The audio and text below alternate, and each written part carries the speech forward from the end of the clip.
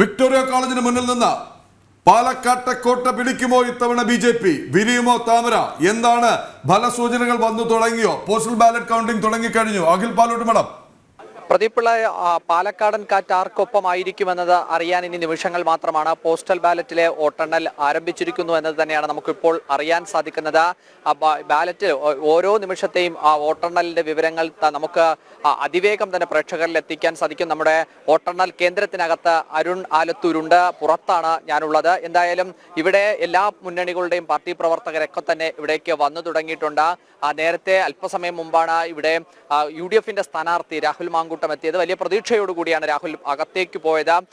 എന്തായാലും ഇത്തവണത്തെ പാലക്കാടൻ തെരഞ്ഞെടുപ്പ് കേരളത്തിലെ ഉപതെരഞ്ഞെടുപ്പുകളുടെ ചരിത്രത്തിൽ ഏറ്റവും ചൂടേറിയ അല്ലെങ്കിൽ ഏറ്റവും വാശിയേറിയ ഒരു തെരഞ്ഞെടുപ്പ് കാലഘട്ടം തന്നെയായിരുന്നു എന്നത് നിസ്സംശയം പറയേണ്ടി വരും. രാഷ്ട്രീയം പറഞ്ഞതിനോടൊപ്പം വിവാദങ്ങൾ കൂടി വലിയ കാറ്റായി വീശിയ പാലക്കാടൻ ചൂട് ഇത്തവണ വോട്ടെണ്ണൽ ആരംഭിക്കുമ്പോൾ അത് ഏത് തരത്തിലായിരിക്കും പ്രതിഫലിക്കുക എന്നതാണ് നമുക്ക് മനസ്സിലാക്കേണ്ടിയിരിക്കുന്നത്. എന്തായാലും ഇപ്പോൾ എനിക്ക് പിന്നിൽ കാണുന്നത് പോലെ വലിയ പോലീസ് സന്നാഹമുണ്ട്. നൂറുകണക്കിന് പോലീസ് ഉദ്യോഗസ്ഥരാണ് ഈ പാലക്കാട് വിക്ടോറിയ കോളേജിന് മുൻവശത്ത് ബാരിക്കേഡുകൾ തീർത്ത് വലിയ സന്നാഹമായി നിൽക്കുന്ന കാഴ്ചയും നമുക്ക് ഇവിടെ കാണാൻ സാധിക്കുന്നുണ്ട്. എന്തായാലും വലിയ ആത്മവിശ്വാസത്തോടു കൂടിയാണ് NDA സഖ്യമടക്കമുള്ളത്. കാരണം ആദ്യത്തെ ഇതിൽ 14 ടേബിളായിട്ടാണ് ആദ്യ റൗണ്ടുകളിൽ തന്നെ വോട്ടെണ്ണുന്നത്. ഇതിൽ 104 മണ്ഡല ബൂത്ത് വരെ അത് മുനിസിപ്പാലിറ്റിയിലുള്ള ബൂത്തുകളാണ്. BJPക്ക് മൃഗീയമായ ഭൂരിപക്ഷമുള്ള പ്രദേശമാണ് മുനിസിപ്പാലിറ്റി എന്ന് പറയുന്നത്. അതിനുശേഷം പോകുമ്പോൾ പിരായി പഞ്ചായത്തിലേക്കും അവിടെ നിന്ന് മാത്തൂരിലേക്കും അവിടെ നിന്ന് കണ്ണാടി പഞ്ചായത്തിലേക്കുമായിരിക്കും വോട്ടെണ്ണി പോവുക.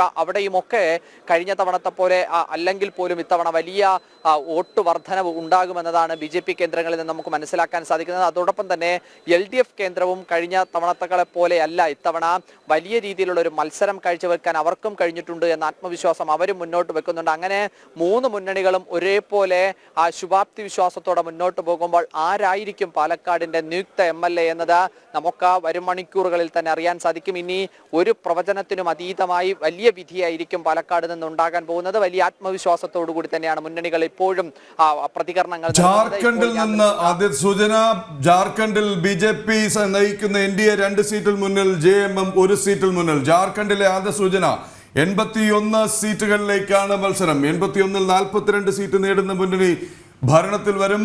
BJP നയിക്കുന്ന NDA സഖ്യത്തിന് 2 സീറ്റിന് മേൽക്കൈ നേടിയിരിക്കുന്നു. അതുപോലെ JMMന് 1 സീറ്റിൽ ലീഡ്.